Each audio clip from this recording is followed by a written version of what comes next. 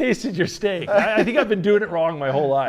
No, not at all. That looks delicious. Sounds like somebody likes Guga's cooking. You have to admit though, Luke cooking that outside on the campfire, literally on a stick, he did a pretty good job. Some honey and butter I'm gonna put on there. No, we got to talk about this because this is like your signature now.